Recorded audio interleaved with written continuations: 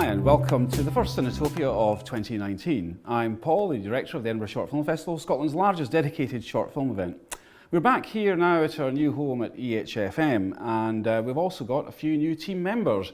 Melina and Will have sadly moved on to pastures new, but we're obviously hoping to catch up with them a bit later in the year, so stay tuned for that.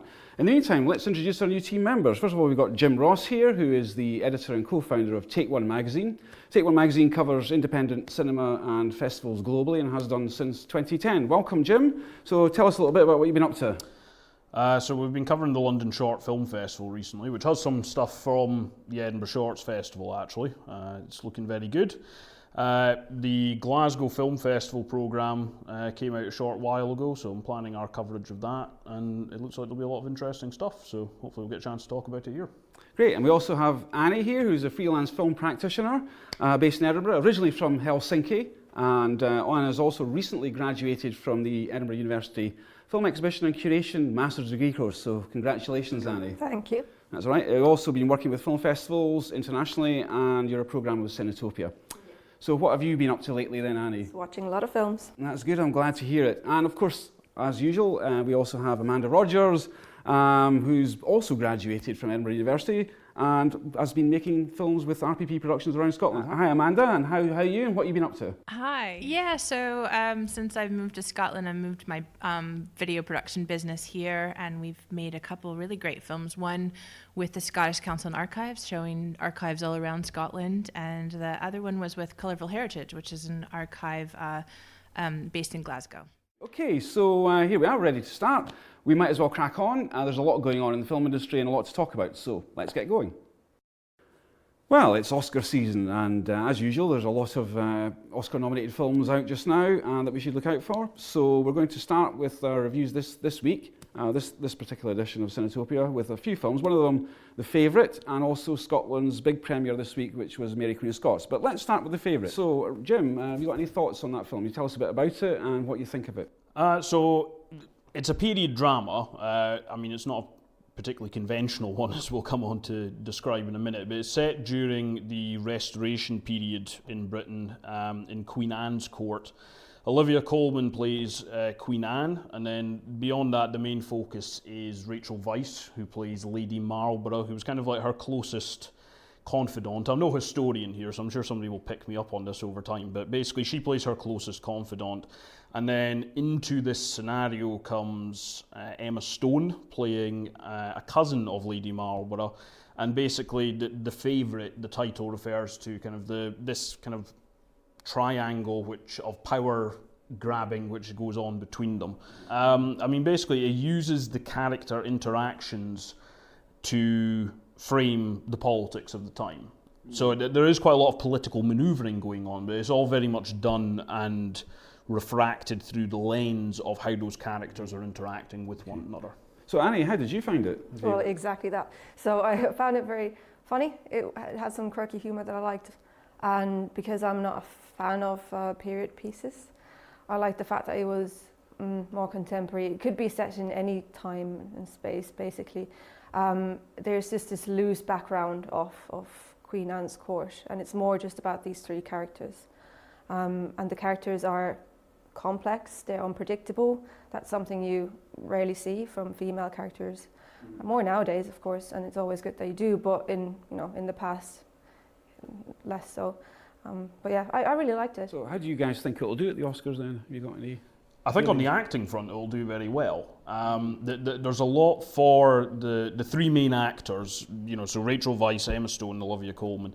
There's a lot for them to grab onto. I mean, basically it is a very character-driven film, which has its downside, which maybe I'll get into in a moment. But I think it'll do very well on the acting front. The director, Yorgos Lanthimos, I think he could do quite well also, but I think the main focus will be on that acting trio. I think they are very accomplished, and I think it will hoover up quite a lot of awards for them, certainly. Yeah, I think I agree. There's really good contenders for The Favourite on the Best Picture, but yeah, I'm pretty sure that Olivia is well, I hope she's going to get an Oscar because she does an amazing job. I'm very much rooting for Olivia Colman. I think she did probably one of the best. I'm a big Olivia Colman fan, but I think she also did an exceptional job with this. And I think that's what makes, I think the acting and the women and the story is what makes this a so much more positive Yorgos Lanthimos film than I've ever seen. You know, I mean, these other ones are quite dark in certain aspects, you know. I mean, not that I didn't enjoy The Lobster, but I think there's something quite funny. And I'm also a big fan of period, unlike Annie, maybe a big fan of period films and historical films, but I think this one is a new take on it, and it's definitely a modern take on it, which is quite impressive to see.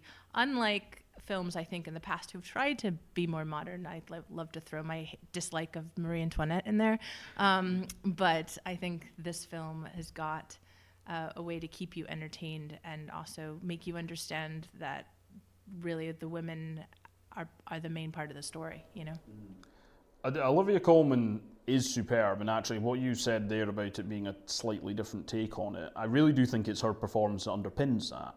Because when the film opens, she is fully in comedy mode, really. I mean, honestly, you could the mannerism she's displaying and the tone that she's taking, it's like if she was plucked out of Peep Show. I don't know how much Peep Show any of you have watched, but it did feel like the Sophie character there to begin with.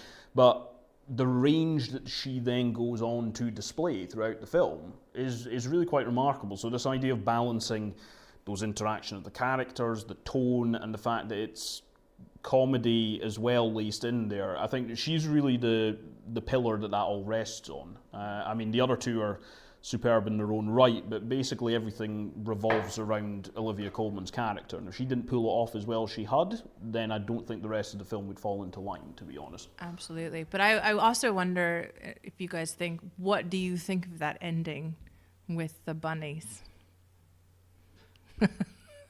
To me, it's funny because at the end of it, it made me feel like a little bit of a David Lynch film, and that's maybe why I thought the sense of humor added to this new oeuvre of Yorgos Lanthimos, that there's kind of this weird sense, funny oddity to the way that he's filming this. Are you going to need a spoiler here? At some point, spoiler alert. Well, I think that I can address it without spoiling ancient history. But I think it actually plays into my only main issue with the film. This is where I'm going to digress slightly from liking it. There isn't much feeling of momentum there. Now, for most of the time that the film is on, it gets away with it because the interactions between the characters is so engaging and it's so well written. But there's not really much sense of anything actually happening. And I think maybe this actually plays a little bit into that conclusion, because how do you conclude a film like that? You know, these characters in real life, I mean, they would go on to live, they still existed at the end of the film, and, you know, there's a lot of history that follows the actual period this film is depicting. And it's got these intertitles, these kind of like chapter divisions, which quote some of the dialogue. And I actually think part of the reason it's there is because there wouldn't really be much sense of progression if it wasn't. And as I say, the film gets away with it. I like the film, but I think maybe the ending plays slightly into that. If you don't have that sense of progression to the same level, then how do you conclude it? And I think that's maybe why it ends up that way. Yeah, it's fine. I like the intertitles, but I didn't like the way they looked. I thought they really annoyed me because they were like all spread out in different shapes and stuff, and I'm picky about that. It was almost like somebody had gone a little bit mad with the justify button. Exactly. It was very bizarre. Yeah. And I think we talked about this before, but I don't like the massive use of the wide-angle lens, like the 8mm sort of look. It was just too, like I was watching a GoPro video or something like that. I don't know. There was just something not.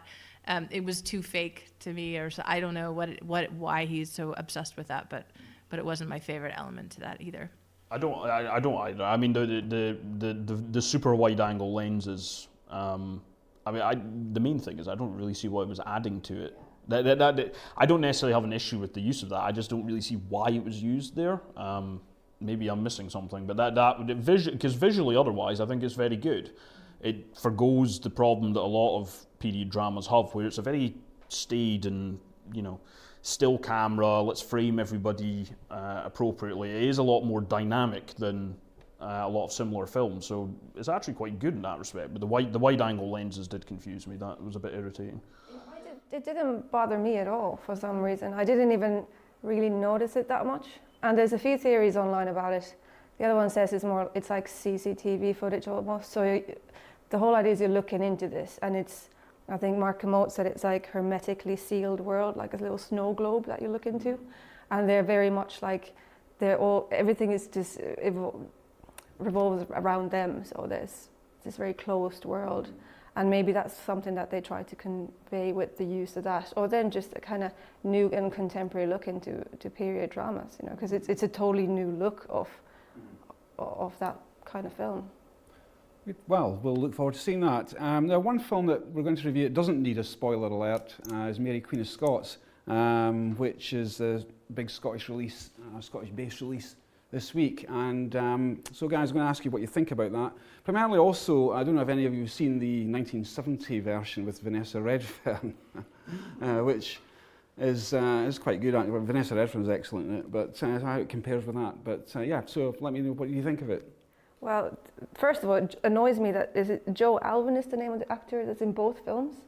The guy who's playing the love interest in Mary Queen of Scots of Queen Elizabeth. Isn't it the same guy that's in The Favourite as well? All right. Yeah. Oh, yeah. I was like, why did he say yes to both films? It's just a personal thing. As a film, I like the fact that it's rewriting history in a way that it's bringing these historical characters and making them very strong female characters with desire for power. But it is a period piece, and the dialogue, it's been praised for its script, and I can't go with it. Like, I said after the film, it's quite like a musical for me. So like, it takes me like half an hour to get used to that, ponciness and that pompousness of dialogue. And when I do get into it, it's kind of easier. But to begin with, it's just too much. Like, I just don't like that stuff. And it didn't have much comedy either. Like, I don't expect too much, but when it's trying to take things too seriously, it kind of distances me, and I'm like, oh no, this is just stupid. Some things just didn't work with me at all. But it is very cinematic. It's very beautiful, although it does use wrong places at the wrong time when it goes to the borders, and it's actually shot in Glencoe. Right. Which only people who know Scotland quite well Scotland would know probably it, care. Yeah, I think But we Glencoe- do. I mean, I think passing off Glencoe as the border is probably a bit egregious, really. But Regional borders, people can get very up about that, Yeah. But yeah. So in terms of like, I don't know how much of Scotland, I haven't seen it, so I don't know how much of Scotland you've seen it, but do you think it works quite well as when you look at Scottish historical films, they very often can be quite gritty and realistic, like The Outlaw King, or they take the Hollywood approach that Braveheart took. So which side of the equation do you think it falls on? A little bit of both. I mean, the thing, visually, I think it's quite reserved, but it is very cinematic.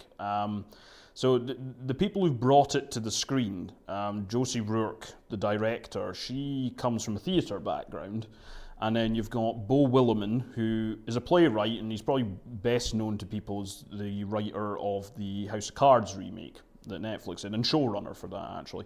So you'd think it could end up quite theatrical, it could end up quite stagey, but to its credit, it really does not. It is, as Annie said, it's very cinematic and it's very well done in that respect. My issue with it is, it's probably a slightly different one to Annie, but it is related, and it is the dialogue. And the thing is, it frames this conflict between, I say conflict, it's more the conflict's maybe a bit strong actually, between Elizabeth I and Mary Queen of Scots as a sort of a power dynamic, a struggle between them over distance. And they're framed as very strong female characters. They impose themselves in situations quite well, and that aspect of it is great. The thing is, it's desperate to be seen that way. And that comes through in the dialogue. There's a lot of very overt moments which don't really sit with the flow of the film. When the thing is, the way it's scripted and the way they've done it, it would come through. The themes that it wants to present about how these two women were regarded and seen in the eyes of the men of their respective courts and even their subjects would come through in the film anyway. But it's making these very, very unsubtle, trailer-ready moments which are ready to be plucked out and put into promotional material, which don't fit. And the annoying thing is they don't need to have it.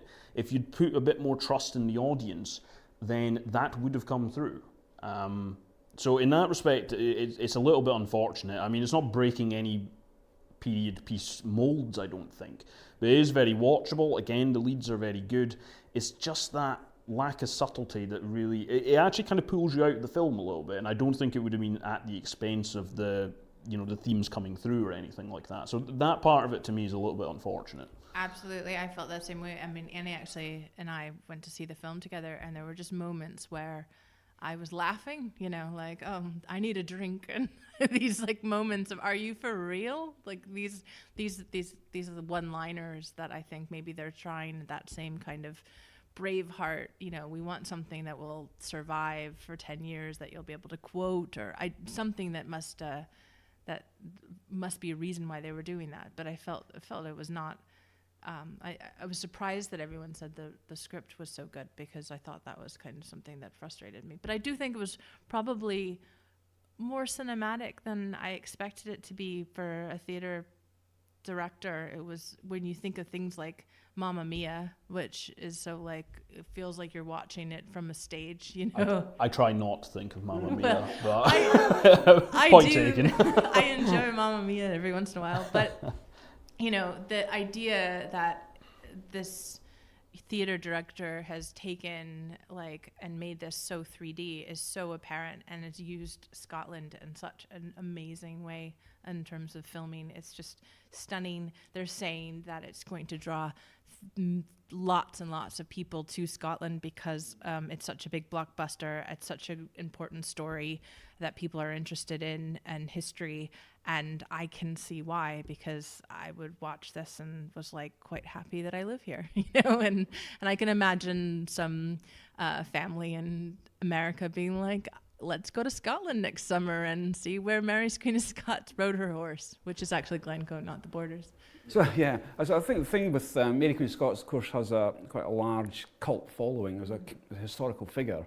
So that in itself is going to generate. Do you think they played fast and loose with the kind of, because these people will be studying this film closely to see how accurate it is in terms of the historical accuracy. So did it play fast and loose with that to gain an audience, or is it fairly faithful, and would it sacrifice cinematic elements in order to be more historically accurate, do you think? So I think by and large, and again, I preface this with I am no historian.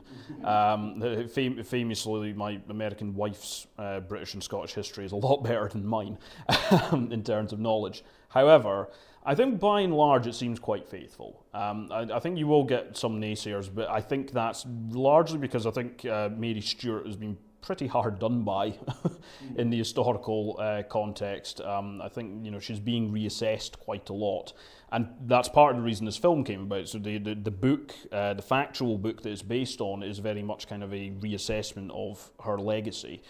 So it doesn't play too fast and loose. The one standout moment, which has been mentioned a few times, is the fact that there is a scene, it's in the trailer, so this isn't really a spoiler, there is a scene where Mary and Elizabeth meet, which of course, supposedly, as far as I'm aware, and based on what I've read, did not happen in real life.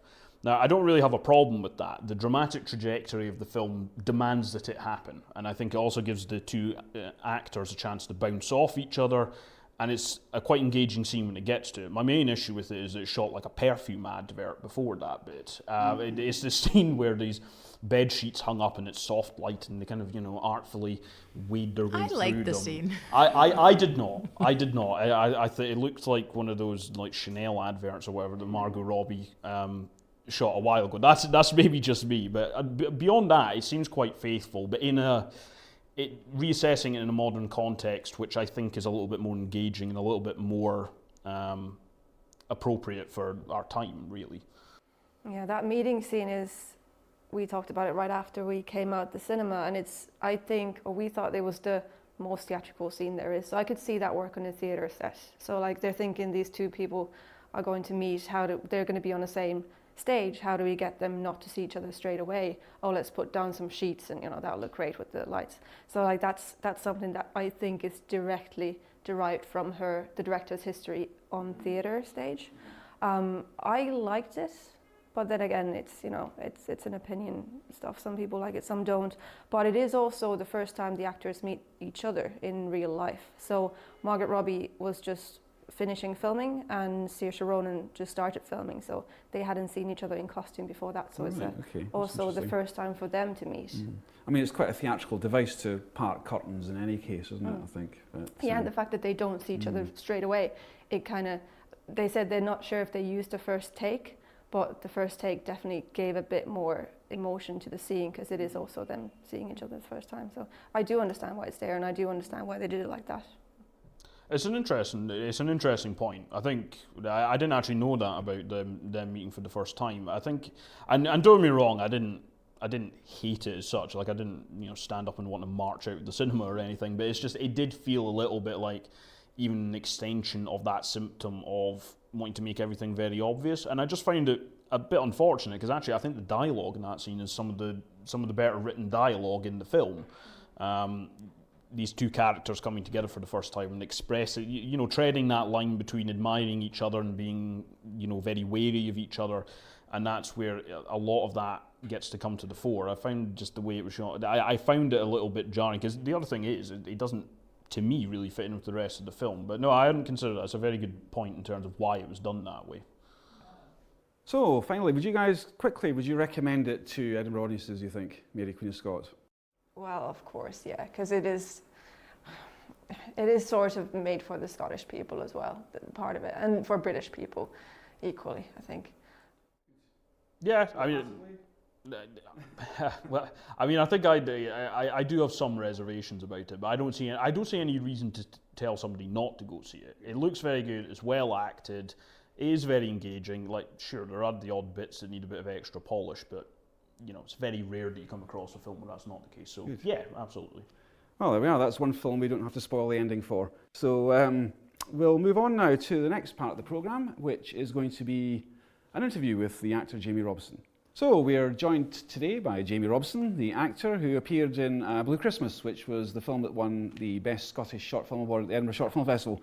So thanks for coming in to talk to us, Jamie. My pleasure. We're really here to talk a little bit about acting and so on, but just a little bit about the year that you've had. It's been quite a big year for you. Yes. There was the BAFTA award-winning My Loneliness Is Killing Me. Yes. Obviously Blue Christmas, which appeared at Sundance and has also gone on to win an award in London, I believe. Yes, and it also screened, it premiered at Toronto at TIFF, and then went on to be in the competition at Sundance and Rain Dance and London Short Film Festival. Also Clermont-Ferrand, which is quite a well-known shorts festival. Yeah. So you've also have you finished? You were in Spin's Fate, which is your first feature film. Yes. So that's completed now, is it? Yes, it's well into post-production. It's likely to hit the festival circuit around spring.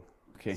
So how did you find, moving from acting in a short film to acting in a feature, and how was that different? The scale, obviously, the budget allowed for better locations and facilities. And having to sort of digest a feature-length script was more of a challenge, and sort of understand each section or act while maintaining the through line. And the nice thing about shooting a feature is that you're in it for longer, so you've got more time to settle into the character, to develop a relationship with cast and crew, and to explore and even experiment and really tangibly feel and demonstrate the journey that the character goes through, from sort of identity to essence. So do you think in a feature it's maybe easier to adjust your performance as you're making it? Yes, and you've got the time, yeah. And you sort of add little bits of extra into the characters. Yeah, I just think that you have, especially if you have a relationship like I do with Ross A. Wilson, the director, we're very close, very collaborative. So at night we'd often maybe look at rushes or discuss the day of shooting, plan the day ahead, and make tiny adjustments to the character or to, So it's the negative or the difference with features is that it's a huge wheel. It's a much bigger wheel. So with shorts, I could have been shooting one a month and maybe see it 3 months later. But we shot Spin State a year ago, and it's maybe going to hit the festival circuit this spring. And a project with Charlotte Wells that we'll discuss later, maybe we've been discussing for 2 years. A project with Mark Cousins I've been discussing for 2 years, so it's a much bigger wheel, with features. Yeah, there's a longer lead in and so on. Yeah. Now, in terms of the actual year that you've had, it's been quite successful. Spin State coming out. You're obviously looking forward to that. Can you tell us a little bit about the film and the background? So the script came in and I was blown away immediately. Often scripts come in and there's things that you don't understand, or you'd like to inquire, or you'd like to maybe suggest tweaks before committing. But this script was just, it was incredible, and it was very, very well written. Ross Wilson, he's a writer-director. He's really an auteur in a sense because he has such a almost obsessive control. He likes to kind of co-produce, to edit, to grade. He's very involved in sound design and things like that. He's really very much in control. And the script came in, and we had a chat on the phone. I pulled into a lay-by when he rang me, and we spoke for 3 hours. And the next day he came up on the train, and we went actually to see a Caravaggio exhibition because we both believe in looking at other art forms to get ideas for cinema. So for lighting and composition, looking at classical art, maybe sculpture, poetry and prose for dialogue and so on. So what is it that attracts you to scripts? I mean, is there a particular type of script that you a good one? Yeah. I mean, you're at the mercy of the material. I mean, on stage or screen, yes, you can play or tweak with the material often, but you can't change it. Even if the director said you could improvise, it might then offset that scene with the previous or the next scene. It starts to break it up. So you really are at the mercy of the material. And for me, it's about treating the audience with respect. And I think sometimes the work is a bit on the nose. When you read some scripts, the emotion is a bit on the nose, or it tricks the actor into playing the emotion. So you end up putting a horse costume on a horse. And when you read a sophisticated script where there's ambiguity, there's paradox, and there's space for the audience to sort of do the final edit, that interests me. I think that's more sophisticated. So that's the kind of script you're looking for, is really something subtle and sophisticated, and space for everyone to take something from. If it's too fixed, if it's too coloured in right to the edges and very sort of blocky, there's not much anyone can do apart from watch it, and that's a very kind of passive role for everyone, even the actors or the audience. So I was reading that you moved down to London. I'm based there a lot more. I was 50-50 and now I'm a lot more. I would say 70-30. Yeah, 70-30 at least. So. Do you find that was a big advantage? I mean, no, not at all. The way I work, I'm not really looking for work or applying for work, or maybe what's known as a kind of jobbing performer. I tend to pick my work very carefully, not because I'm famous, not because I have some financial security. I have the opposite. Live very humbly, but in doing so, it allows me to say no, because I think it's important that you pick your canvas carefully, because if the material is bad, then there's nothing you can do, and suddenly you're stuck. You're committed legally to a project that is not going to be satisfying or enjoyable, or could be detrimental to your reputation. And it's a very intimate thing to work on a feature film, with the director, the writer, the cast, the crew. So I prefer to pick my work carefully, and that has done me very well in shorts, in stage, in shorts, and now in features. I turned down 2 features before taking Spin State, and I'm very proud of Spin State. And so moving to London really hasn't changed anything. Do you think, for other actors out there that might be considering doing that, do you think that they might, obviously the advantages are fairly obvious, but what about the drawbacks, do you think? You're in a bigger pond, so there's more competition. It's harder to stand out and gain attention from casting directors or producers or writer directors. It's more expensive to live. I don't really consider myself part of the Scottish scene. I never really did. I think of myself much more as just an international or actor, or at least European. I haven't worked in the States really, but I've worked with French directors, Turkish filmmakers. I'm a big fan of Turkish cinema, particularly in the 80s. So, I mean, London, for me, was just circumstantial. I know lots of people down there, my agent's down there. I am down there a lot for meetings, but I didn't go down there to try and find new work. And if another actor thinks of doing that, fine, but it isn't a cheap place to live, and there's a lot of competition. So. Absolutely. So now you've got some plans coming out for projects coming up. Well, there's a few features in development or tipping into pre-production. Some have partial funding. The first one that's most likely to be shot is Things They Tell Us, which is a debut feature by Peter Marsden. Peter Marsden actually used to be based at Summer Hall in the Lucky Me studio. He's an award-winning music video director. He's worked with Vice, Dazed, Nowness, Apple, and he did his debut short 2 years ago, 2016, called Not Required Back. And we used some incredible footage of that oil rig. Remember the oil rig that washed up? Oh, yeah. So it reminded us of the end of Planet of the Apes. Oh, you know, with okay, so we made that film together on a very low budget, and it had its world premiere at the BFI Film Festival. And then it did some good festival screenings and got some nice reviews. So his first debut feature we're developing and writing together. What is it you think that makes Scotland particularly cinematic? I mean, is there something about the landscape and the people? Well, obviously it's very beautiful, and there's lots of unspoiled landscape for external shots, and maybe period films as well, castles and ruins and country houses and things. So it's great for that stuff.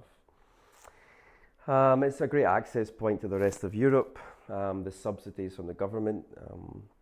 There's a strong community of crew up here, very talented crew that I hope if foreign shoots come, they make use of. I think that there should be a law or certainly some responsibility placed on international projects coming here, and they should take a vast percentage of the crew building from the local area.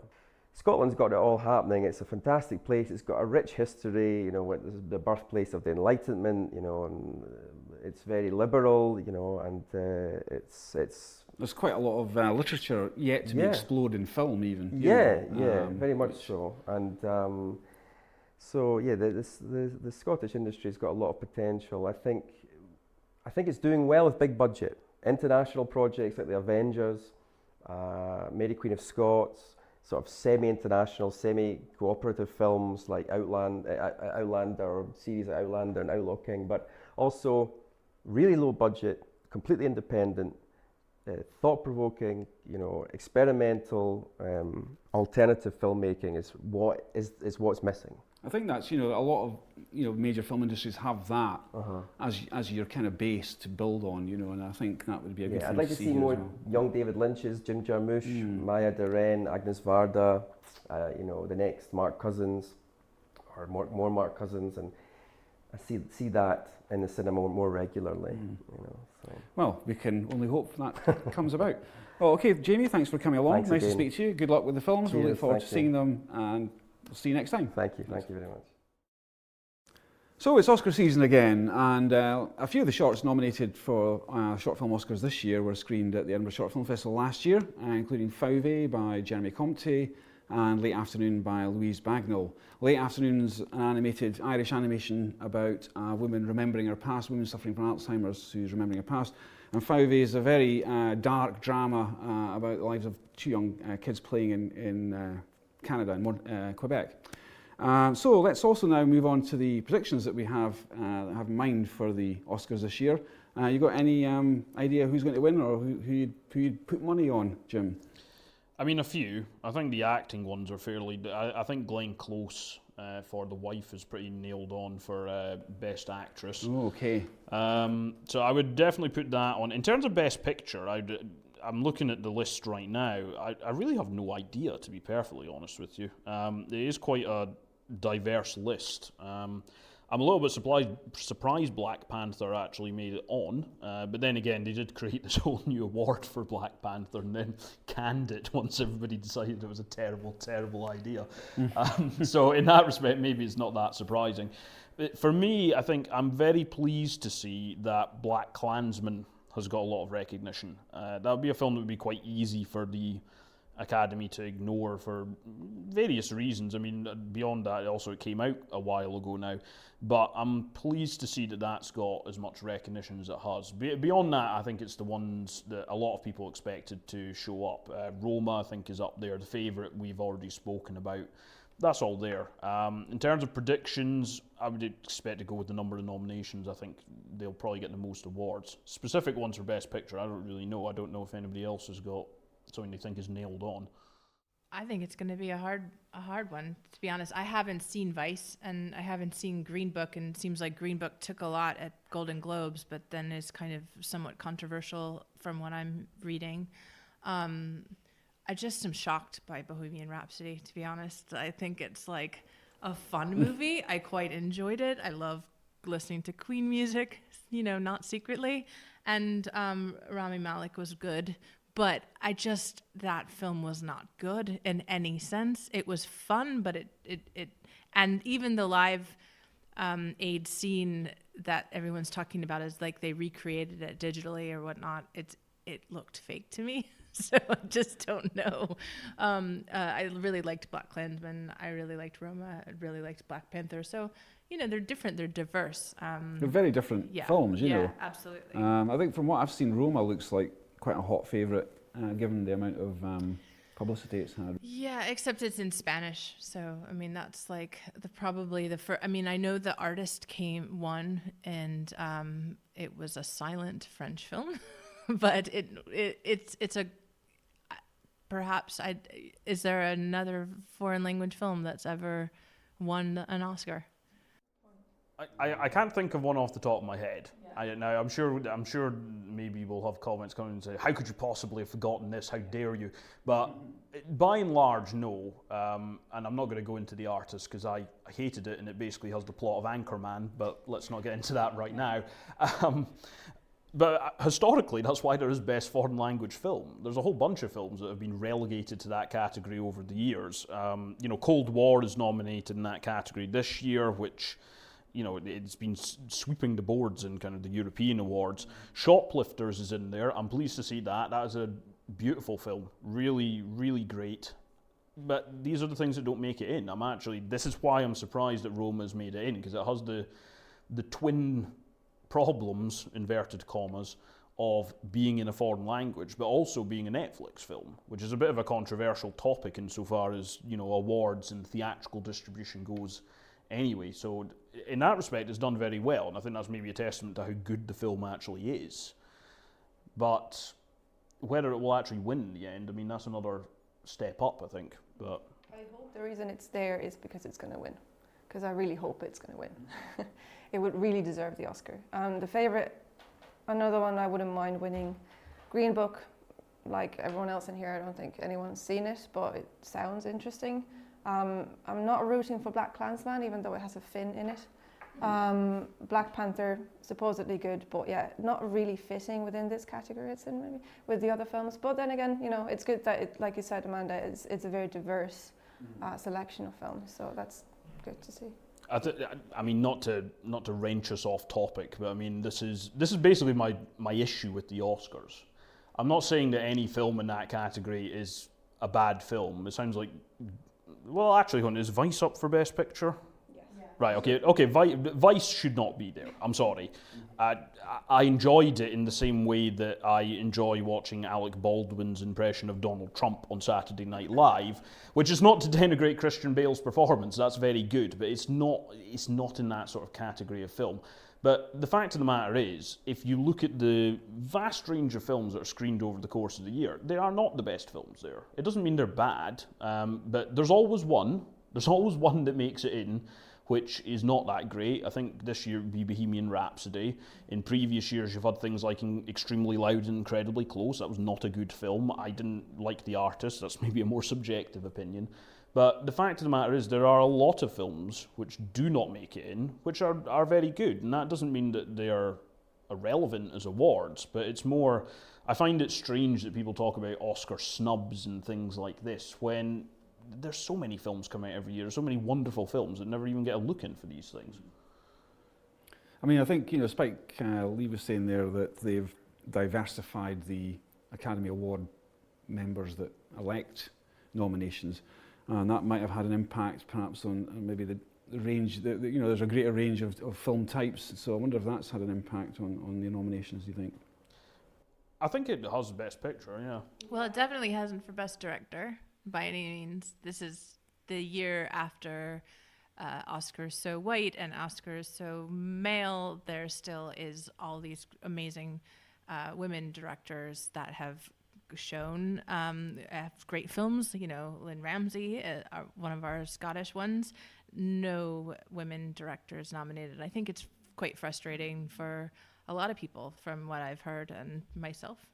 You know, that it still it doesn't seem to come up, so bothers me a bit. The Lynn Ramsey thing really bothers me, actually. At the same time, I'm not surprised by it. She doesn't really make films that are particularly Oscar friendly, but in terms of a directorial achievement, You Were Never Really Here was a fantastic film. Not an easy one. I'm not even necessarily sure I'd want to watch it again, to be perfectly honest. But it's really great, and I think, given some of the strides they'd made to try and diversify the offerings in the nominations a little bit, it is a little disappointing. And I think Amanda says quite rightly, I think the Best Director category this year leads that disappointment, to be perfectly honest. Great. Oh, well, so not many clues there for me to go down to the bookies with, but We'll keep at it next time. but maybe next time. Great. Okay, so thanks for that, kids. We'll move on to the next subject, which is the Glasgow Film Festival programme, which has very recently been released. Is there anything that's caught your eye there and that you'd perhaps recommend for people to go and see? Well, me and Amanda saw Aquarella in IDFA in Amsterdam, and we saw it in a similar screening, or same screening actually, that they have in Glasgow as the Dolby Atmos screening. And it's an interesting film. It's very atmospheric, so being in Dolby Atmos is a good choice. It's got a really interesting musical score, again made by a Finn. But the cinematography is absolutely beautiful, and the beginning of the film is super strong. The rest of it is more mellow. There's a lot of just footage of icebergs, but it's a very, very beautiful film, very cinematic, and Mellow? How about a big storm? I can't remember the storm. This is which I remember the beginning of the film because it's very strong, and the ending. If you're looking for a very talky film, this is not it. This is not. They don't speak, and there's no plot whatsoever. So like we just go from one place to another around the world. It's all about a theme of water, and we go from Antarctica, I think. We go over to somewhere mid-Atlantic on a sailboat, and it's just observing humans interacting with water, or just water as an element. So it's almost like an experimental film or a poetic film. Well, it's Victor Kossakovsky film, so that should tell you something. It's not really experimental in a way. It is just very. It's observational, but it has a very distinctive Kossakovsky style, I think. And it's produced by a local producer, so the production company is Scottish, and quite amazing woman who produced this. And they spent many years and a lot of time and a lot of danger. When you watch this, you're like literally in a storm in the sea or in a hurricane.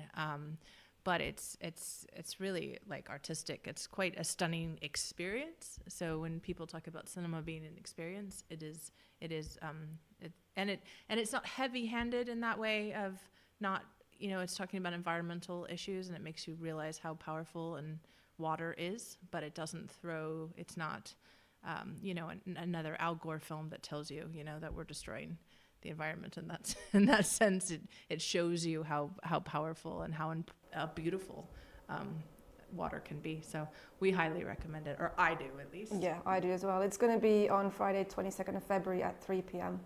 in Cineworld in Glasgow. Is there anything else that catches your eye, Jim? I mean, a couple of things. It is a very large programme. I'm still digesting it, to be perfectly honest. A film I haven't actually seen, but there's a film called Happy as Lazaro, which has popped up in a couple of festivals in England. So it screened at the Cambridge Film Festival, where we had quite a lot of people, and also at Brighton. And I must admit, I don't know too much about the film, but I will probably try and go see it, because it seems to be highly recommended by just about anybody that I talk to.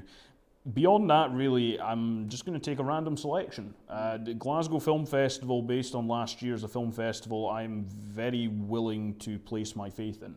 It was one of the best festivals that I went to last year, and pretty much across the board, even, you know, let's be honest, there was a couple of films I picked where I wasn't as taken with them, but they were all interesting films, and some of the best films of last year that I saw at film festivals popped up at Glasgow Film Festival. So really, I would encourage folk to just get the programme, go through it, pick a few things, and really just take a dip. I think it really captured the spirit of what a film festival should be about, and that is basically why I'd leave it. I would say that. Great. Okay, well, we'll certainly look forward to the Glasgow Film Festival, which is starting on the early in February, isn't it? 20th of February? 20th, Yeah. okay. So, yeah, so we'll look forward to that. So Amanda here was recently part of a debate panel at the This Way Up conference, which discussed a topic which has caused us to have spark some conversations here. So Amanda, do you want to tell us a little bit about what you talked about there? Yeah, so This Way Up is a UK-based film exhibition innovation conference. So it brings together people from, you know, all over the UK to talk about subjects, you know, that are affecting exhibition. And one of the things that seemed to spark a lot of debate during our early talks about the conference is how we police, you know, cinema spaces. So, you know, and we created this topic called "Is the silent cinema audience outdated?" Because there's a lot of things we have to think about in terms of, you know, people. Some people are louder in spaces than others, and you know, and whatnot. So, I'm a big fan of popcorn and munching on popcorn and munching on nachos and slurping sodas, but I do realize that I come from an American background, which is sort of standard, and since I moved here, you know, I've been to a lot of cinemas where that is terribly forbidden in certain spaces, you know, but then that is the case in other spaces. So I thought I'd ask you guys all what you think about what cinema exhibitors should do in terms of the noisy or distracting audience members. Yeah, well, guys, do you want to go first and tell me what your opinion is about? Is the cinema a sacred space? Sacred space is maybe a little strong, right? I don't subscribe to the idea that, you know, everybody should sit in silent worship of what is on the screen. However, there is an element of, unless what is happening is a spontaneous reaction to the film, I am kind of the opinion of, no, be quiet. Now, I don't actually really include munching on popcorn here, you know, I mean, the actual, like, you know, the actions of somebody like munching on something, that doesn't particularly bother me. You know, if you're going to sit down in a darkened space for 2 hours, I don't think you can realistically expect people to not want a snack or a drink or something. But if it's your own impromptu director's commentary on the film, which happens more often than not in films, I find, particularly if you're going to a multiplex, it doesn't necessarily happen in, you know, the kind of the smaller independent cinemas, but certainly multiplexes, going to watch blockbusters, I find it happens a lot, and it really irritates me. It does really irritate me, to be honest. Annie, what do you think? Are you perturbed? I'm on Amanda's side with popcorn, but I would ban nachos on cinemas, but not because of the sound. The sounds don't really bother me that much. What bothers me with nachos is the smell. There's some snacks that are, you know, okay because they don't stink, and there's some stuff you just shouldn't bring into a closed space. Also, don't wear perfume if you go to see a film. But in terms of like people talking, that kind of does annoy me as well, to be honest. Like if and glares from phones, that's another thing. So if you look at your phone during a screening and there's a glare, it kind of takes your attention away. But also at the same time, I know I'm bad at watching films in a way that I tend to distance myself from the screen very many times during the film. So if I'm watching something, I know some people are like fully immersed in it, whereby myself, I don't know if it's my attention span or if it's because of my film education, but I tend to kind of take a step back and think, oh, I'm watching a film, what is this film trying to do to me and tell me? Or like a random thought, like, oh, Saoirse Ronan lives in Dublin, right? Where does she live again? You know, so like I'm constantly kind of snapping away from that, you know, black box of just concentrating on the screen. So if there's a slight annoyance around me, it doesn't bother me as much as it might bother some other people. But you know, it's annoying when there's some besserwisser around just talking about film. They think they know more about it, or they comment on everything that happens. That's just something that you should know not to do.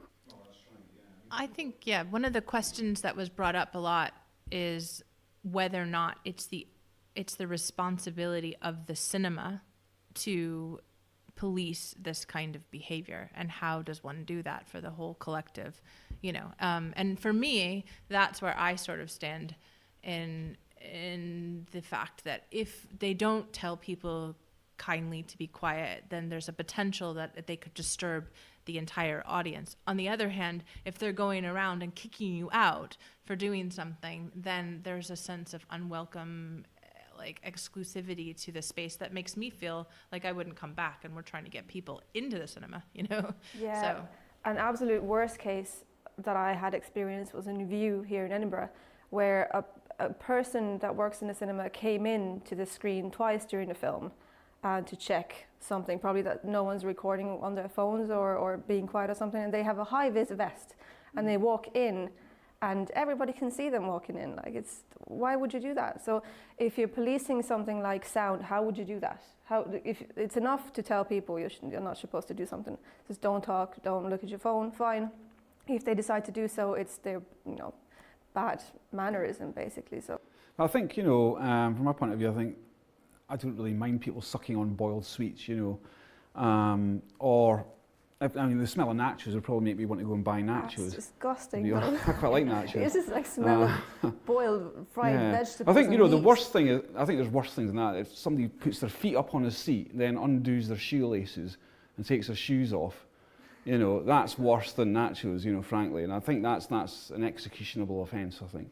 But, the thing is, right, in terms of whether a cinema, whether an exhibitor should police this, there's different variations of it. I mean, there's the active policing, if you like, which would be the whole an usher coming in a high-vis vest to, you know, just look at whether people are recording or not. And I think ideally, if that could be done in a way that wasn't quite so ridiculously disruptive, that would be something to do. Not every cinema can do that, and I think that's an important thing to note. However, there are certain passive things that could be done, and I think they could be done better. So, for instance, I find certain cinema chains are far better at telling people to turn off their phones. There are certain chains where they make a real big thing of it. There are others where they don't, and in all honesty, I do notice the difference. I do see more phones lighting up the audience like there's a lighthouse in the middle of it in these places where that not more is made of that. And I think it's because people don't like to be told what to do. And I have noticed over time, I think there's a certain sense of entitlement that people have when they're going to the cinema now, in terms of, I own this space. And if the question is, should cinemas police it, then maybe to an extent, but in a more passive way like that, it's really down to people to understand that this is a public space. And I'm not saying that, you know, nobody should be offended in the public space. I don't think that's the correct thing to say. But it's more, you don't own this space. There are other people who are trying to derive enjoyment from this. Therefore, you're not going to get everything you want out of it. You don't get to, you know, rustle a bag for 15 minutes solid, right? If you can't open the bag, don't take it in. And it's just, there are certain things that could be done more, but it is really down to people to self-police it, I think, whilst keeping it inclusive to a degree, because you don't want to be too demanding of people's behaviour. I don't think that would be fair. I mean, I've seen certain theaters of people who go around the first 5 minutes pushing and telling people to turn off their phones and stuff, and that's made me feel uncomfortable because I'm afraid they're gonna notice when my watch or something like lights up or something like that, and I also have had people tell me to stop rustling my nut bag and stuff like that, which I was members of the audience or whatever, but it happens, and I think if people don't want to go out with a bunch of people around them, then they have the space in their house to do that. But on the other hand, we need to consider the fact that if a place is too loud or too boisterous and you're paying a certain amount of money, you're not enjoying the experience that you paid for as well. So like there is a happy medium between that. I kind of like the fact that there's two parts. So it's an entertainment and how people like to entertain themselves. So some people like to be a bit more laid back, have a few snacks, talk with their friends while they're watching a film. But luckily, the context is different, usually in cinemas that are more art house and have more like independent films that people might not see as spaces where you go and spend time with your friends and talk and have a good time. But instead you go there to see a film and you go there to enjoy a film. So I like that there's different kind of theaters, so there's different options. So if you just want to go for something like light-minded, go into Cineworld or View, and if you want to get something like an actual filmic experience, or you want to enjoy like the art of film, you go to places like Filmhouse, for example.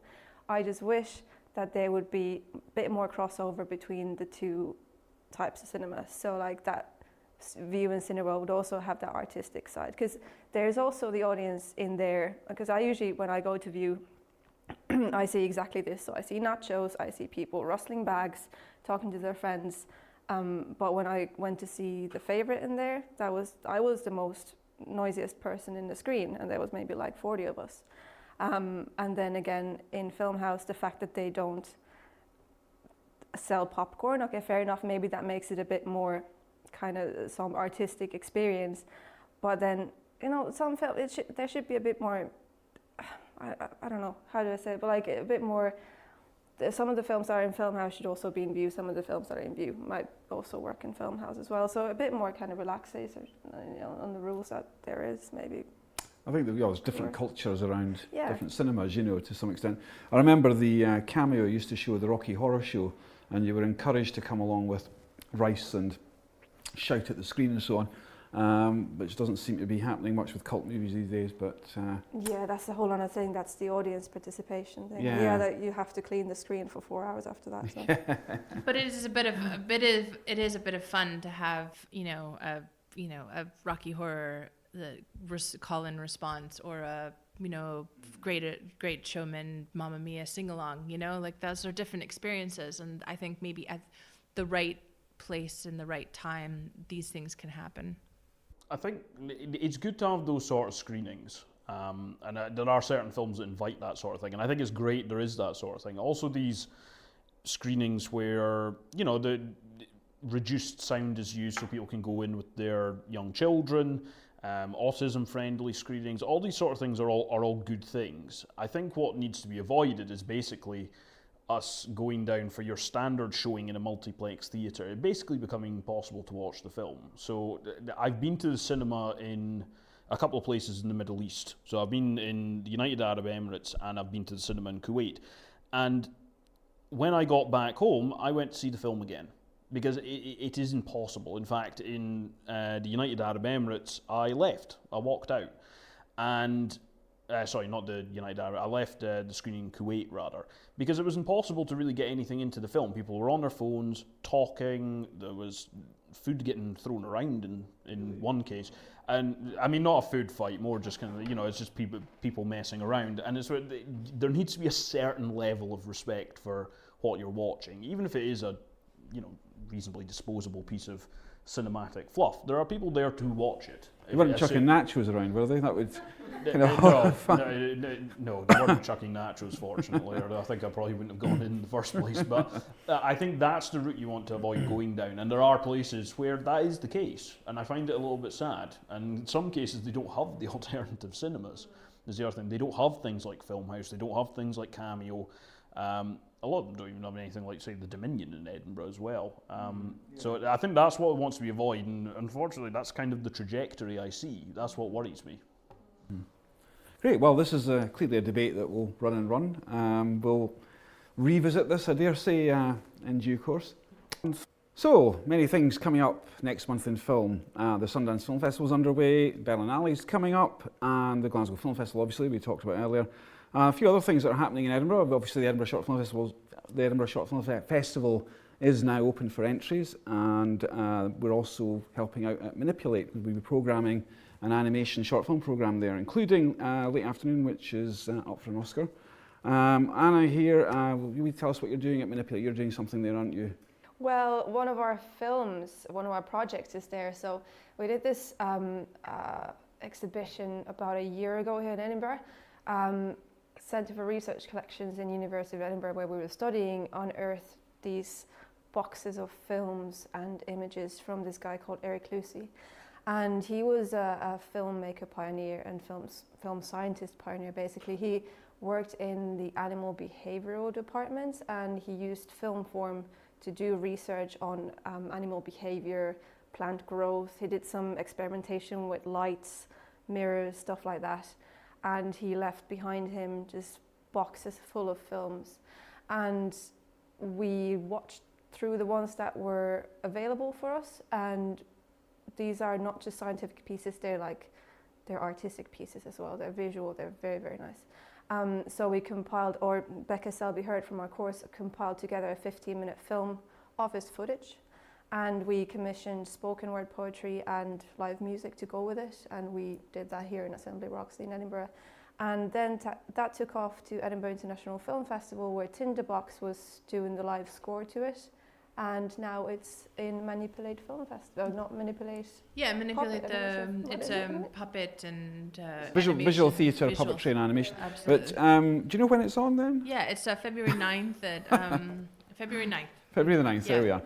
That's actually the same date we're doing the animation screening. So, yeah, good. So is that at the Traverse, is it? Yeah, it's at Traverse too. We're at the Traverse. And You're I at the think Traverse. there's a lot of the film events are happening that day. Yeah. So if you're film inspired, check out their website. Great. We had Simon Hart on to chat about it last year. I think he's a bit busy this year, but hopefully we'll maybe catch something while we're there. Yeah, hopefully. With a bit of luck, and yeah, we look forward to that. So I think that's it for January on Cinetopia. Thanks to Jamie Robson for coming along, and to Nina Halton for curating the music throughout the show. We'll be hoping to catch up next month when we'll be back with covering more film festivals, film events and reviews. So thanks for listening in. The Cinetopia radio show is produced by Amanda Rogers, co-founder of Cinetopia and RPP Productions, hosted by myself, Paul Bruce, the director of the Edinburgh Short Film Festival, and Jim Ross, managing editor of Take One magazine, as well as Anni Asikainen, co-founder of Cinetopia. And the music's curated by Nina Halton. For more information about Cinetopia and our partners, go to cinetopiashow.com or follow us on social media at Cinetopia Show. That's all for this month. We'll look forward to seeing you next month. Thank you and goodbye. Thanks, bye. Bye.